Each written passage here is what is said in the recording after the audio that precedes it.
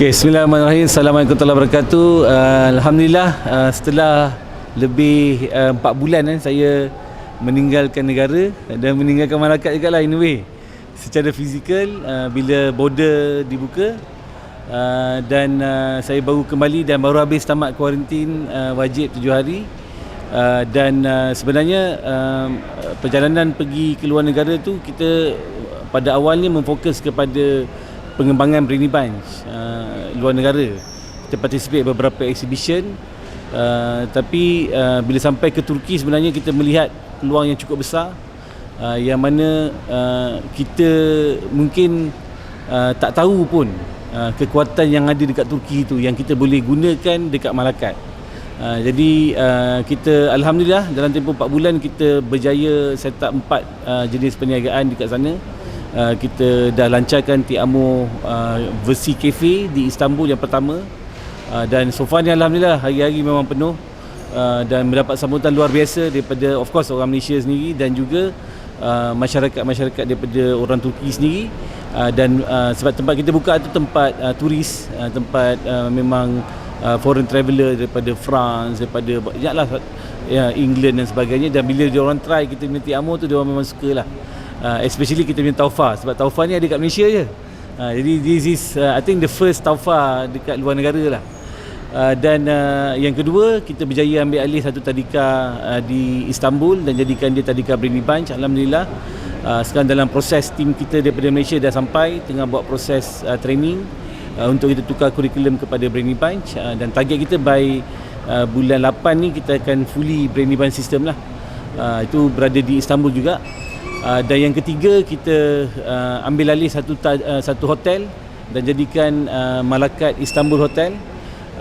It's actually small hotel, kita panggil boutique hotel, yang kita ada cabaran sikit lah masa peringkat ambil alih tu. Kita beli bangunan dan tanah sekali, dan alhamdulillah dah selesai, dan ramailah sekarang kita dah start, ramai orang Malaysia pun banyak travel dekat Turki.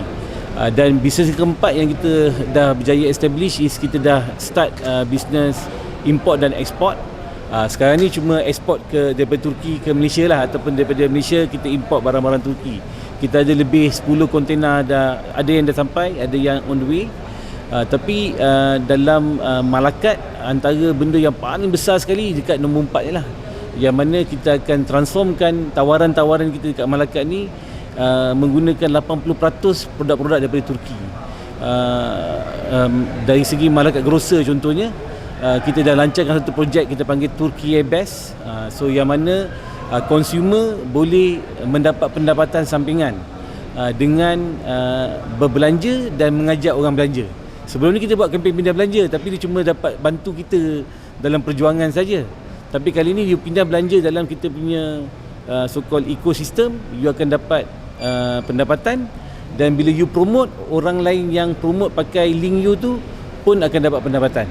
Jadi itu antara projek besar lah, dan transformasinya adalah macam pasaraya-pasaraya kita yang besar dan yang kecil, kita akan transformkan kepada produk-produk daripada Turki. So kita so far kita dah ada dalam 200 SKU, yang akan ditambah lagi lah, target kita dalam 500 lebih SKU, yang akan menjadi pengganti kepada jenama-jenama daripada luar negara, yang bukan daripada orang kata apa, daripada usahawan kita sendiri ataupun orang Islam sendiri. Jadi Turki ni semua Islam kan. Jadi itu antara saya rasa projek untuk turnaround bisnes kita.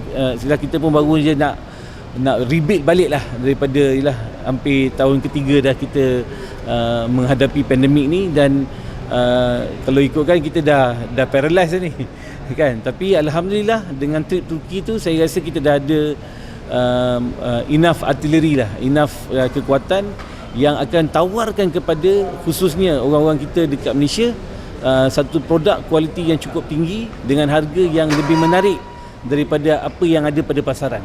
Jadi insya-Allah itulah antara mungkin quick update daripada Turki datang balik ke Malaysia. Alhamdulillah. Jadi step seterusnya, bisnes kelima yang kami tengah set up adalah untuk set up kita punya grocer di Istanbul. Sebab kita perlu gateway in order untuk bawa produk kita. Sebab kita ada good produk. Contoh the whole market Istanbul tak ada satu pun jual cili. Cili apa? Sos cili tak ada. Kicap contohnya tak ada. Of course orang Turki tak makan, tapi foreign market dekat sana cukup besar. Ada 40 juta foreign travelers dekat Turki setiap tahun.